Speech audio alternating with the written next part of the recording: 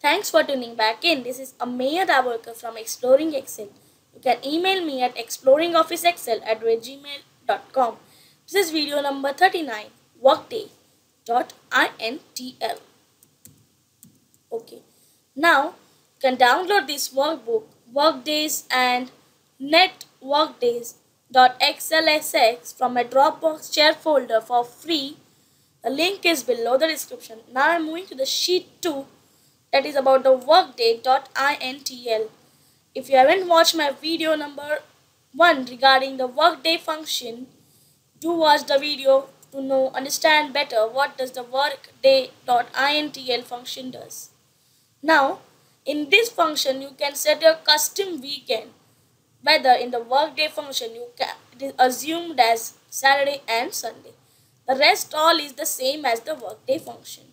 Now, the syntax for this is equals to sign workdays.intl. It says returns the serial number of the date before or after a specified number of workdays with a custom weekend parameters. I am pressing the tab key, Control Shift and A to get all the criteria between weekend and the holidays are inside the parentheses.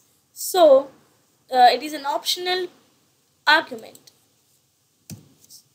This is the syntax for the same. Now we're moving to the example number 1. I have the same example which are in the workday, but I will show you the difference regarding the same. I will just set equals to sign workdays.intl. Now the start date is this, the end date, number of days is this. Now this time I'm just not going to say any weekends about thing. It will automatically get 15th of the 1st 2014. Now set the weekends according to need. The default weekends here are Saturday and Sunday. So if you want the weekend Saturday and Sunday, I insist to use the workday function, not workday.intl. It is more flexible function, workday function. There are 17 options to select according to the weekends. So I will press F2 to edit it and just press comma.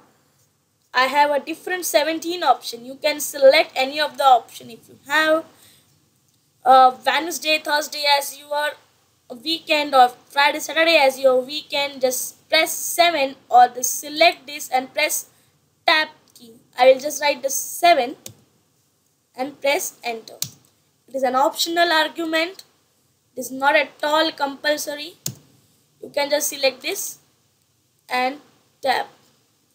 You can also do that the same.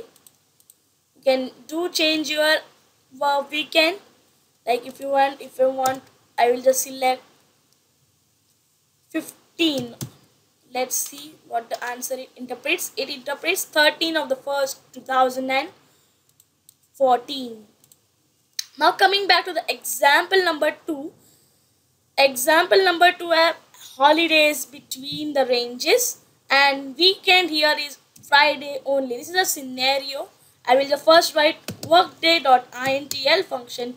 You cannot occupy this question by workday function. You need workday.intl function as the weekend here is Friday only. Now selecting the start date, number of days, then I will weekend here is Friday only. That is something below. It's number 16.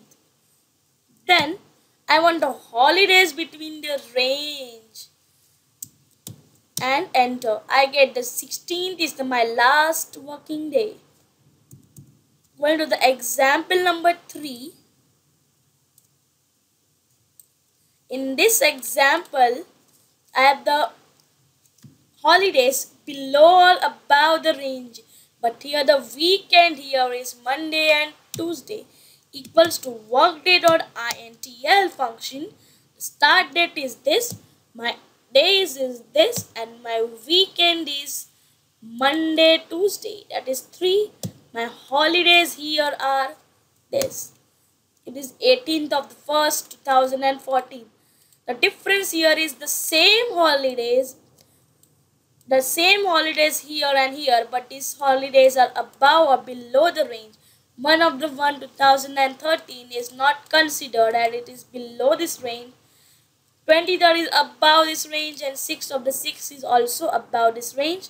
And also the weekend here are Monday and Tuesday. Watch my other two videos regarding the network days and networkdays.intl. It's a cool two remaining functions. And thanks for watching. Have a great day.